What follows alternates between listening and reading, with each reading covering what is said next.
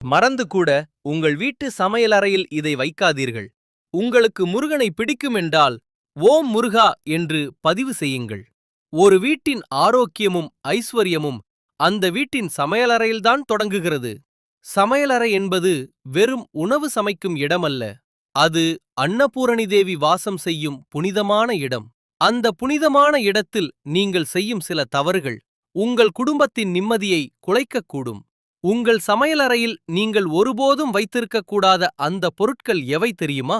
முதலாவதாக, உடைந்த பாத்திரங்கள். அதாவது சமையலறையில் விரிசல் விழுந்த அல்லது ஓரங்கள் உடைந்த பீங்கான் மற்றும் கண்ணாடி பாத்திரங்களை சமையலறையில் ஒருபோதும் பயன்படுத்தாதீர்கள். உடைந்த பொருட்கள் எதிர்மறை ஆற்றலை நெகட்டிவ் எனர்ஜி ஈர்க்கும். இது குடும்பத்தில் வறுமையையும் மனக்கசப்பையும் உண்டாக்கும். இரண்டாவதாக, மருந்து பொருட்கள். சமையலறை என்பது ஆரோக்கியம் தரும் இடம். அங்கு நோய் தீர்க்கும் மருந்துகளை வைப்பது நல்லதல்ல.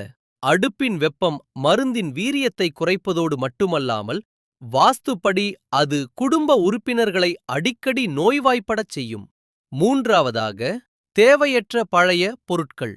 பயன்படுத்தாத பழைய மிக்ஸி, கிரைண்டர் அல்லது துருப்பிடித்த இரும்பு பொருட்களை சமையலறையில் குவித்து வைக்காதீர்கள். குப்பைகளும் தேவையற்ற பொருட்களும் இருக்கும் இடத்தில் லட்சுமி கடாட்சம் தங்காது. இது முன்னேற்றத்தை தடை செய்யும், ராகுவின் தாக்கத்தை அதிகரிக்கும். நான்காவதாக, காலாவதியான பொருட்கள்.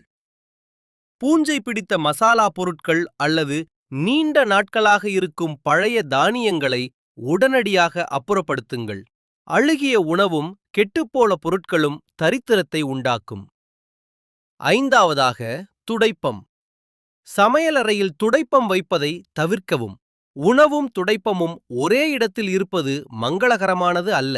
இது செல்வம் தங்குவதை தடுக்கும்.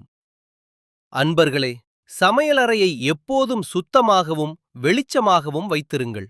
குளித்து முடித்து சுத்தமான மனதுடன் உணவை சமைத்து அதை முதலில் இறைவனுக்கு அர்ப்பணித்துவிட்டு பிரசாதமாக உண்ணுங்கள்.